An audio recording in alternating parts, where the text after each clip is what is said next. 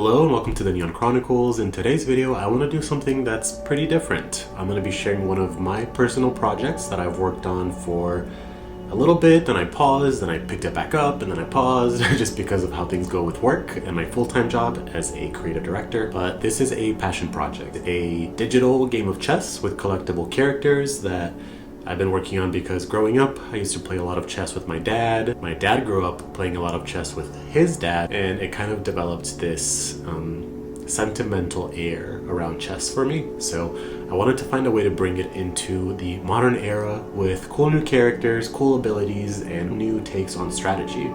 I was thinking, how can I change chess up a little bit and add some layers to it? And I'll show you some of the concepts that I've worked on. Please keep in mind that all of this is like the first round of assets. This is just from the concepting. The character designs are not fully done. The typography of the logo, basically everything is in the initial stages. So keep that in mind, but I would love to hear your feedback. Please leave it in the comments with any thoughts that you have on the design, the aesthetics, the gameplay, the characters, anything. Everything is valuable and I just want to hear your thoughts. I have been able to share this at a playtesting event with Indie City Games, which is a nonprofit in Chicago, and my goal would be to get as much feedback as I possibly can. I hope I came up with something that is simple enough that attracts people that love chess, people that might know checkers and want to level up and play some chess, and people that might just be new to chess fully. The game would obviously cover some basic tutorials on how to play it. So with that in mind, let's dive right into it, and I'll walk you through some of the gameplay loops. I'm not going to go over everything just for the sake of time, but when you start out the game, you will be going into the simulation.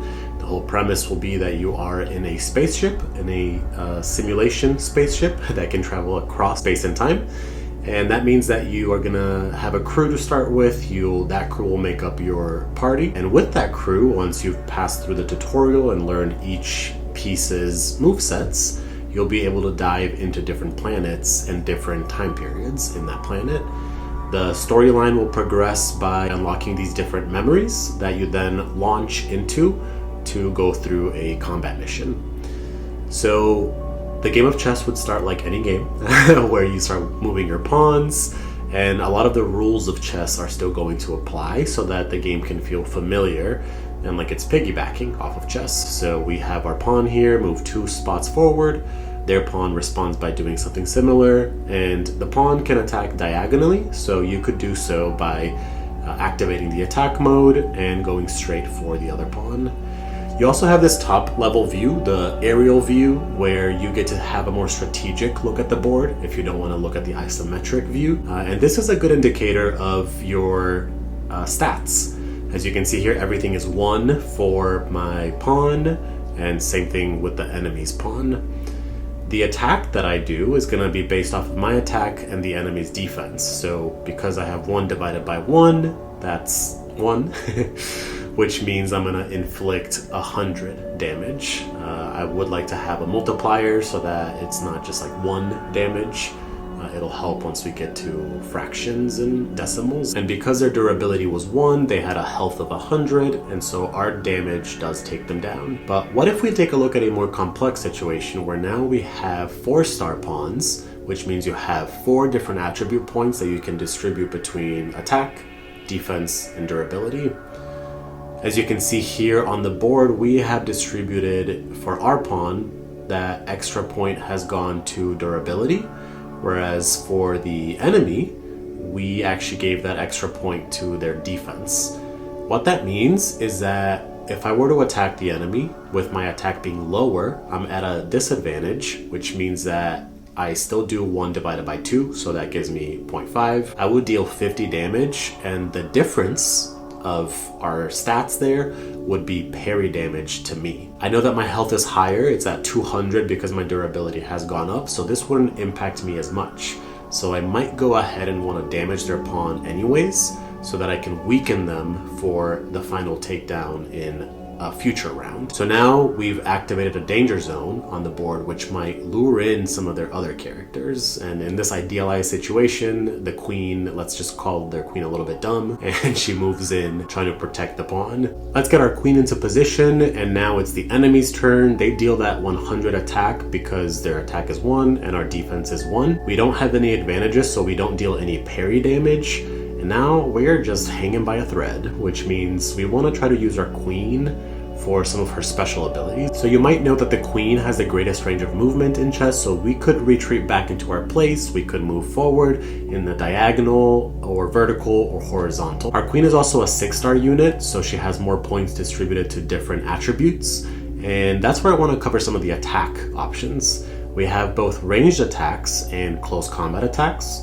And our ranged attacks do 50% of the damage. They're weaker attacks, and it's gonna scale in the same way as before. Whereas our close combat attacks are gonna be stronger. They do full damage, so that it would be that full 100 damage to the enemy because of our stats here. 2 divided by 2 is 1. 1 times 100 multiplier is 100. So our queen also has a healing ability, and this specific character has a healing ability, which means we could heal our pawn to make it sturdy, see if it'll survive the queen before it fully gets taken down, see if we can take over the pawn before the queen advances on it, the enemy queen advances on it. And I think that's going to be a cool strategic move to go over here. So I'll go ahead and do that. Now it's the enemy pawn's attack again. They are not going to be able to take us down because we can take the damage and inflict damage, take some of that parry damage, and move into their position.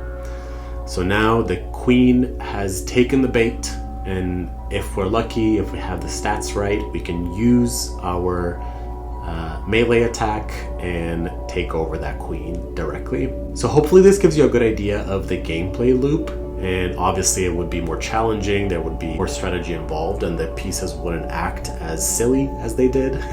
But as you progress through these different planets and timelines, you would unlock new characters, get to fight through different scenes and stages, and you could also customize your party. I did want the aesthetics of the party to still feel like you have a black and a white. That way you don't lose track of whose pieces are what. You could equip your entire party with the new relic, the new gear, or you could choose to completely switch out characters as you unlock different kings, different queens, different bishops, different knights, and the game would expand and grow in that way. Something that is still up for debate is how you would unlock characters. For example, there's opportunity for you to unlock characters by playing different stages. There's opportunity to unlock characters by collecting them via shops and paying a little bit, ways to monetize, because I mean, obviously I have to figure out a way to make money out of this to keep the lights on. And I have considered things like gacha systems of allowing free-to-play mechanics where you could just get characters for free, but then have that caveat of if you do want to pay to play, you have randomized odds of unlocking characters. I will work on pity systems, much like we have reviewed in the games of the channel here. But hopefully, like I said, this gives you a good idea of the essence of the game, the overall strategies involved, the gameplay loops, and the overall aesthetic. And I would really, really love some feedback from everybody here on YouTube. Like I said, I've been able to share this at a playtesting event, and the things that I have heard so far were that people were excited about the setting, the character designs, and the sci-fi mix with the traditional like royal kingdoms. Some room for improvement that I've heard was that chess matches can be really long, so people felt hesitant on attention spans and attracting a crowd that would want to play and devote this much time to matches.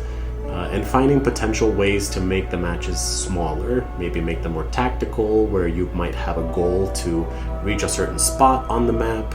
Maybe the map is actually more of like a 3x3 grid and it's a smaller map and you have less characters, where you play a match that is maybe just your knights or maybe just knights and bishops.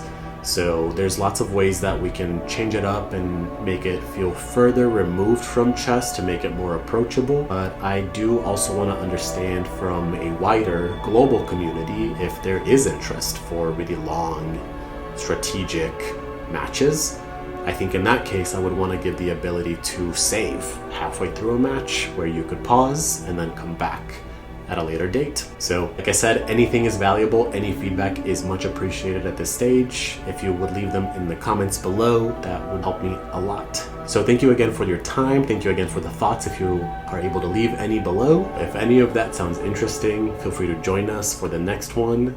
I would love to see you then.